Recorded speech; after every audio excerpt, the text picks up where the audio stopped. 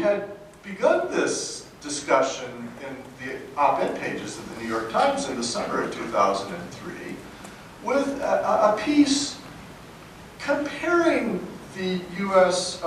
enterprise in Iraq to the Philippines, in which Booth admitted that the U.S. had been responsible for the deaths one way or another, and some of it was disease and so forth, during a guerrilla war in the Philippines of 200,000 people. And he said, you know, Iraq almost certainly won't be anything like that, but that this shows, you know, how the Americans have been, by their perseverance, have succeeded in these kinds of wars, the small wars, he calls them, in the past. Well, I don't know, when I read that, I thought, well, isn't he calling for war crimes? I mean, wasn't he saying that if it were necessary to do in Iraq what the U.S. had done in the Philippines, that, well, you should just step up and do it? Was that really, you know, the right analogy? Is Iraq like the Philippines?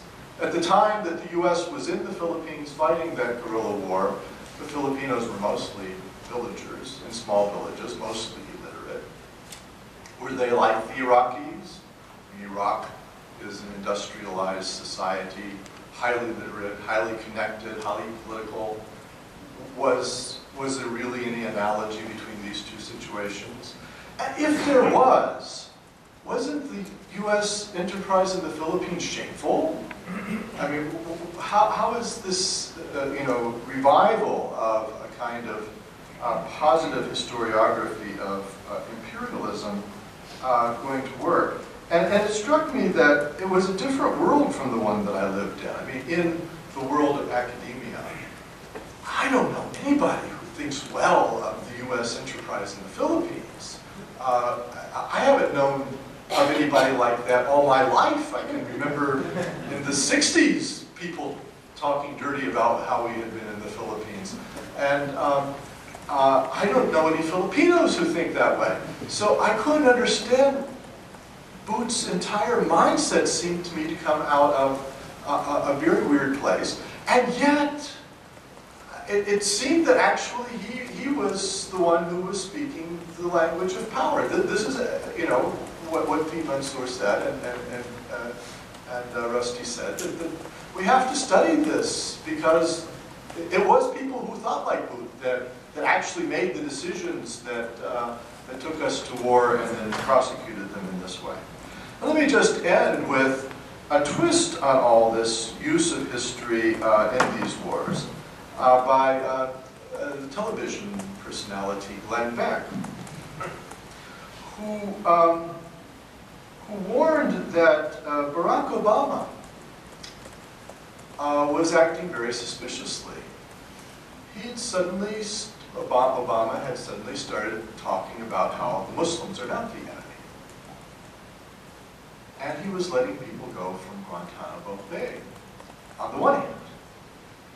On the other, Obama was proclaiming that the United States had the right to assassinate enemy combatants, even if they were American citizens, and to conduct drone strikes on them at will.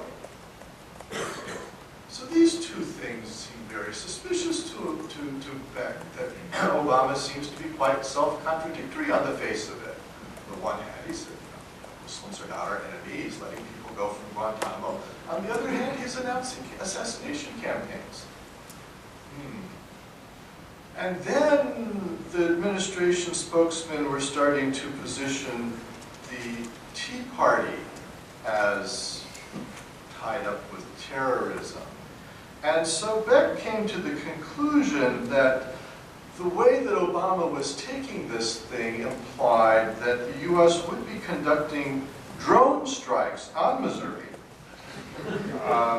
to take out the white terrorists instead of the Muslim ones. And I tell this anecdote. I swear to God, Beck said all this. You can go at LexisNexis to the television transcripts and look it up. I tell this story just to caution that when you start misusing historical analogy, having no sense of proportion, and invoking history for purely propagandistic reasons in Washington among the elite, aren't you really doing a demonstration project for all the crackpots out there in civil society? And isn't that very dangerous? Thank you very much.